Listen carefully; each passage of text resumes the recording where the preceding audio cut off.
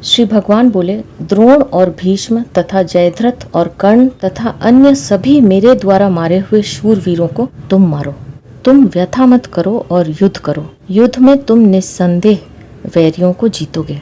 द्रोणम च भीष्मम च जयद्रथम च कर्णम तथान्यानपि योध वीरान मया हताम त्वम जहि।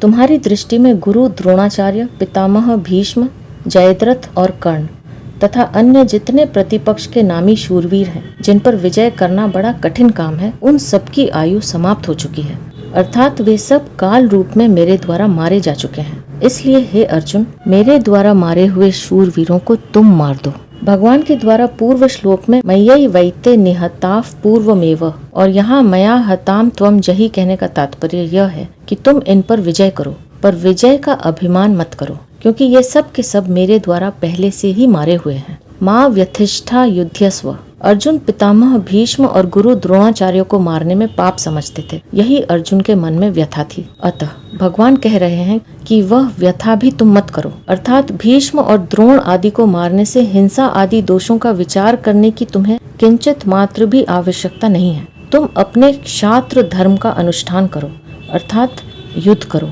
युद्ध का त्याग मत करो। जेता सी रणे सपत्नान। इस युद्ध में तुम वैरियों को जीतोगे। ऐसा कहने का तात्पर्य है कि पहले यानी गीता दूसरे अध्याय के 6 श्लोक में अर्जुन ने कहा था कि हम उनको जीतेंगे या वे हमें जीतेंगे, इसका हमें पता नहीं। इस प्रकार अर्जुन के मन में संदेह था।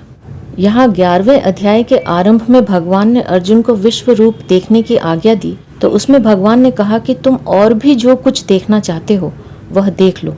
7वां श्लोक, अर्थात किसकी जय होगी और किसकी पराजय होगी वह भी तुम देख लो। फिर भगवान ने विराट रूप के अंतर्गत भीष्म, द्रोण और कर्ण के नाश की बात दिखा दी और इस श्लोक में वह बात स्पष्ट रूप से कह दी कि युद्ध में निस्संदेह तुम्हारी विजय होगी। यहाँ विशेष बात यह है कि साधक को अपने साधन में बाधक रूप से नाशवान पदार्थों का, व्यक्तियों का जो आकर्षण दिखता है, उससे वह घबरा जाता है कि मेरा उद्योग कुछ भी काम नहीं कर रहा है, अतः वह आकर्षण कैसे मिटे।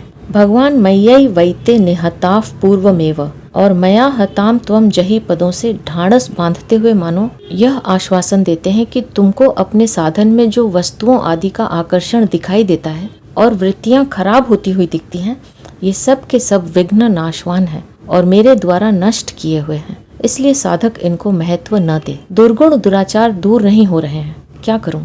और ये दूर होने चाहिए और जल्दी होने चाहिए। इसमें भगवान के विश्वास की, भरोसे की, आश्रय की कमी है। दुर्गुण दुराचार अच्छे नहीं लगते, सुहाते नहीं। इसमें दोष नहीं है, दोष है चिंता करने में।